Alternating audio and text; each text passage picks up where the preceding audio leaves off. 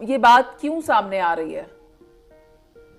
देखें, ये इसलिए आ रही है क्योंकि आप एक मोनोलॉग के ट्रायंगल में फंसे हुए हैं। आपके पास डायलॉग नहीं है, तो जब डायलॉग नहीं है तो इंटरिम सेटअप जो है वो एक का एज्यूम आप करें कि वो आ सकता है। क्योंकि जब दोनों सारे पॉलिटिकल आपके जो प्लेटफॉर्म है वो किसी चीज पे बैठ ही नहीं रहा, ब्लेम गेम चल रही है कि पीटीआई ने ये कर दिया, पीएमएलएन ने ये कर दिया। इन दोस्तों, मैं महेंद्र शर्मा स्वागत करता हूं वन वर्ल्ड हिंदी में आपका। उम्मीद करता हूं आप खुश और स्वस्थ है। दोस्तों आइए देखते हैं पाक मीडिया की लेटेस्ट डिबेट, जिसमें कैसे डिस्कशन किया जा रहा है कि पाकिस्तान में अब हालात बद से बदतर होते जा रहे हैं। तो उसमें कहीं ना कहीं पाकिस्तान की जो अब स्थिति है उसके लिए पाकिस्तान में टेक्नोक्रेट गवर्नमेंट लाने की जो कवायद चल रही है, उसमें कहीं ना कहीं पाकिस्तानी मीडिया आज कैसे चिखम चिल्ली मचा रहा है कि टेक्नोक्रेट गवर्नमेंट से हो क्या जाएगा। तो जबकि पाकिस्तान के हालात ये हैं कि पाकिस्तान में ना ही तो डॉलर है, ना ही इंपोर्ट के बिल चुकाने के लिए पाकिस्तान के पास पैसा है। जबकि दूसरी तरफ पाकिस्तान के जो हालात है उसमें कहीं न कहीं अब लोगों के पास खाने पीने की चीज़ों के लिए भी अब सामान नहीं बचा है। तो अब आने वाले समय में अब आईएमएफ ने अगर गौर नहीं की तो इनके फॉरेन रिजर्व और घट के और पाकिस्तान में भुखमरी की हालात और ज़्यादा पैदा हो जाएगी, क्योंकि आईएमएफ अपनी कंडीशनें पाकिस्तान से मनवाना चाहता है। तो इसी प्रकार की चर्चा इस डिबेट में की गई है। तो दोस्तों देखिए डिबेट और कमेंट में अपनी प्रतिक्रिया जरूर दें। लास्ट में आपसे रिक्वेस्ट करूँगा, चैनल पर नहीं है तो चैनल को सबसे पहले सब्सक्राइब करें, लाइक शेयर कमेंट जरूर करें। दोस्तों जय हिंद, वंदे मातरम, भारत माता की जय। ये बात क्यों सामने आ रही है? देखें, ये इसलिए आ रही है क्योंकि आप एक मोनोलॉग के ट्रायंगल में फंसे हुए हैं। आपके पास डायलॉग नहीं है, तो जब डायलॉग नहीं है तो इंटरिम सेटअप जो है वो एक का एज्यूम आप करें कि वो आ सकता है। क्योंकि जब दोनों सारे पॉलिटिकल आपके जो प्लेटफॉर्म है वो किसी चीज पे बैठ ही नहीं रहा, ब्लेम गेम चल रही है कि पीटीआई ने ये कर दिया, पीएमएलएन ने ये कर दिया या पीडीएम ने कर दिया। तो आपने कहीं ना कहीं तो बैठना है ना। तो फिर आप एक ही तरीके से लेके आएंगे कि ये जो अभी बात की है चौधरी साहब ने, आपने यहाँ हिसाब लेना है कि भाई हम इतने अरसे के अंदर यहाँ पहुंचे, अब आप आए हैं तो आप हमें बताएं कि आप क्या करेंगे। फिर आप उसको कंपैरिजन कर सकते हैं, वरना ये सही कह रहे हैं ब्लेम टेक्नोक्रेट्स पे पड़ जाएगा। अब टेक्नोक्रेट्स अब किस किस्म और कैसे सिलेक्ट करके लेके आएंगे ये भी आपको नहीं पता। तो ये एक बड़ा मुश्किल वक्त है। लेकिन इसका देखें, जो मर्जी आ जाए, मैं सिर्फ एक चीज कहूंगा कि आप अपने एक्सपोर्ट्स को आगे करो, वरना तुम डूब जाओगे। क्योंकि जब तक एक्सपोर्ट नहीं करोगे डॉलर नहीं आएगा।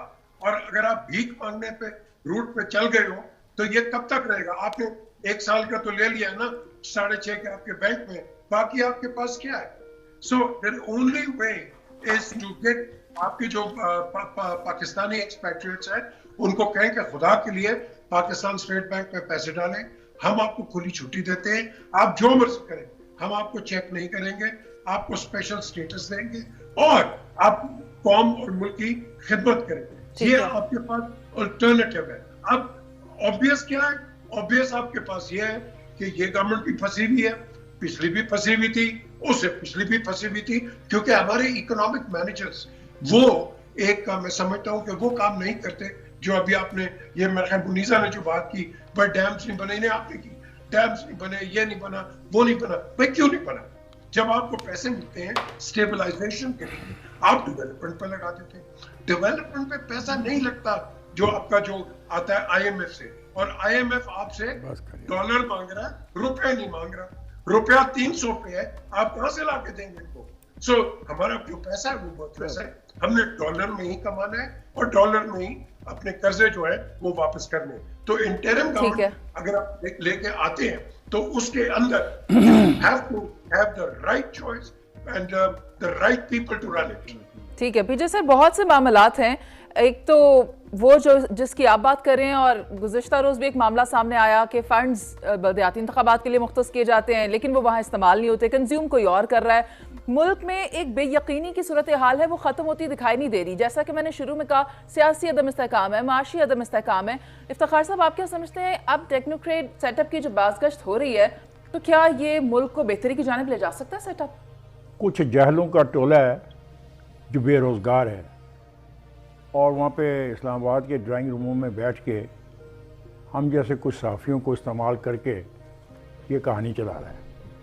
ये सारे के सारे वो लोग हैं जो किसी न किसी वक्त पाकिस्तान के इकनॉमिक मैनेजर्स रह चुके हैं और नाकाम तरीन इकनॉमिक मैनेजर्स थे। अगर ये कामयाब इकनॉमिक मैनेजर्स होते तो आज हम जिस दलदल में फंस चुके हैं इसमें कभी भी ना फंसते। सियासी पार्टियों से गलतियां होती हैं, ये कोई ऐसी सियासी पार्टी दुनिया में नहीं है जिससे गलती ना हो, लेकिन ये जो कहानी बनाई जा रही है ये नहीं होगी। ये आइन से बालातर है और मैं हमेशा आइन की हमायत करता हूँ, इसलिए मैं तो वैसे ही इसके ख़िलाफ़ हूँ। मैं कल मुतासर हो गया था। कल मैंने जो गुफ्तगू की तो मैंने जाके प्रोग्राम को जब सुना तो मैं हैरान रह गया कि मैं भी बहकावे में आ रहा हूँ। तो मैं इस बात को क्लियर कर दूँ कि ये जो बहकावा चंद बेरोज़गार अफराद ने इस्लामाबाद के होटलों में बैठ के और ड्राइंग रूमों में बैठ के कहना शुरू किया है, वो हमाकत पर मबनी है। उनके आने से ना तो गंदम की पैदावार बढ़ेगी, ना उनके आने से हमारे गैस के ज़खायर में इजाफ़ा होगा, उनके आने से हमारे तेल के ज़खायर में इजाफ़ा नहीं होगा, उनके आने से जो जावेद कहता है लाखों लोग निकाल दिए गए वो वापस नहीं लिए जाएंगे। और जिस तरीके से सरमायादार यहाँ पर लूट मार कर रहा है, सरमायादार उस लूट मार से बाज नहीं आएगा। सो ये टेक्नोक्रेट सेटअप तो आप आउट ऑफ क्वेश्चन समझ लीजिए, और होना भी चाहिए। पार्लियामेंट जमहूरियत में नलायकियाँ हैं, खामियाँ हैं, जैसा कि मैंने कहा, इसको चलने दें। अब मसला ये है कि हर आदमी एक नई कहानी सुनाना चाहता है, कोई अप्रैल में इलेक्शन मांगना चाहता है, कोई अगस्त में मांगना चाहता है।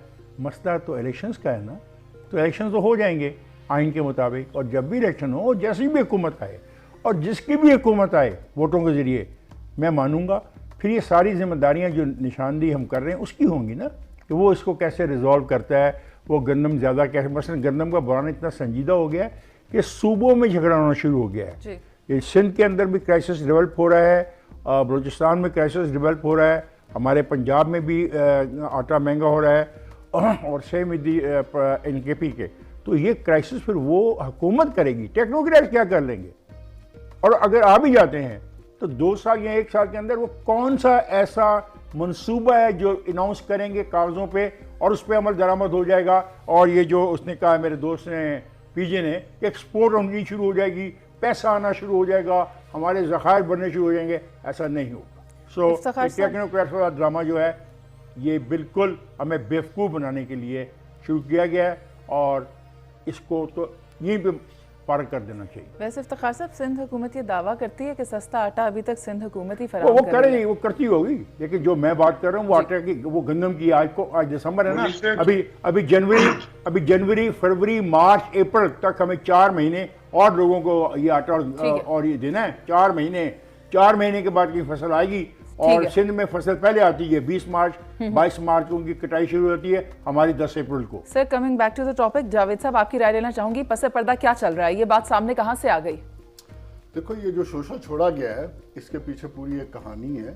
जब सियासी खलफशार इस हद तक बैठ जाए कि अपने मसाइल हल ना करें, मिल बैठ के मुल्क को आगे ना ले जा सकें, जहाँ रिफॉर्म्स की जो रिफॉर्म्स ना कर सकें जो मुल्क की ज़रूरत है, और मईशत आपकी डूबती हुई नज़र आ रही हो, तो फिर ऐसे शोशे समटाइम्स किसी पॉलिटिकल पार्टी को ट्विस्ट करने के लिए भी छोड़े जाते हैं। जो पॉलिटिकल पार्टी बैठ नहीं रही, जो समझती है कि मुझे अभी इलेक्शन चाहिए। मुझे तो ये लगता है कि ये जो शोशा छोड़ा गया है इसका फ़ायदा हुकूमत को है और नुकसान PTI को है। बड़ी क्लियर बात है, इसलिए उनकी स्टेटमेंट भी आ गई। उसकी सिंपल वजह यह है कि आज से 10 दिन पहले फवाद चौधरी ने भी ऐसा ही एक बयान दिया था कि जी अगर इंटरम सेटअप आ जाता है तो हम इंटरम सेटअप जो आइन में दिया गया उससे प्रलॉन्ग पे हम किसी सूरत पे भी एग्री नहीं करेंगे। तो वो बात आई गई होगी, लेकिन अब प्रैक्टिकली शबर जैदी साहब ने रिवील किया है जी कि मुलाकातें हो रही हैं।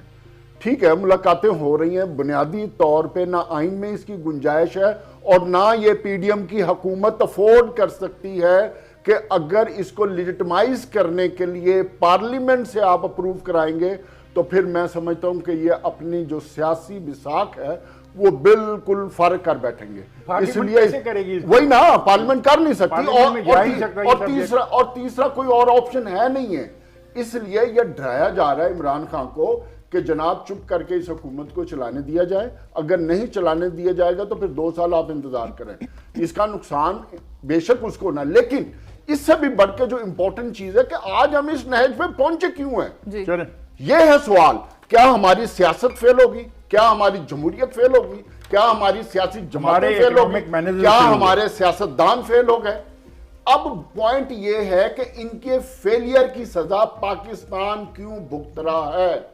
सर ठीक अगर है, ये पॉलिटिकल पार्टीज टाइम पे या आज भी रिफॉर्म्स कर लें तो मैं समझता हूँ टेक्नोक्रेट्स की जरूरत नहीं। ठीक है, मैं पीजे सर आपकी राय लेना चाहूंगी, आप कुछ कहना चाह रहे हैं? नंबर 1, आप एक इकोनॉमिक मेल्टडाउन के अंदर हैं।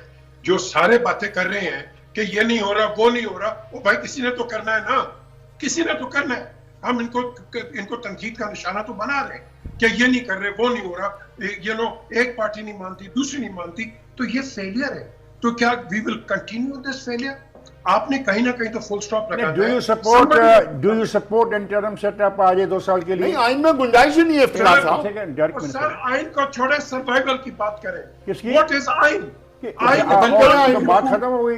तो पीछे फिर आज तो आपकी डेमोक्रेसी और पार्लियामेंट जमहूरियत और पार्लियामेंट से आपकी मोहब्बत तो क्लियर होगी ना कि आइन कोई चीज नहीं है। आपने भी ज्यादा की तरह कह दिया है। आइन आपको खाना जहाँ देगा, आइन की मौजूदगी में ही अदारे साहब, हमने अपनी गलतियां भी दुरुस्त करनी है कि नहीं? मुल्क को रिफॉर्म की जरूरत है, बिजली में, गैस में, ये रिफॉर्म ठीक है पीजे सर।